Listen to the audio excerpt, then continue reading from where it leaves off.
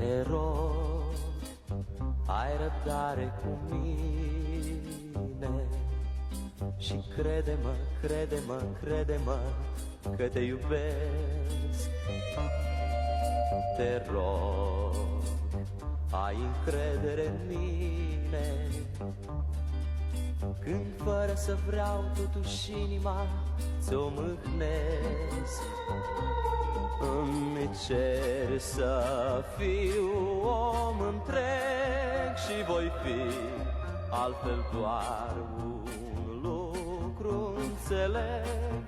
Te voi pierde într-o zi, te rog, ai răbdare cu mine și din viața ta nici când nu mă goni.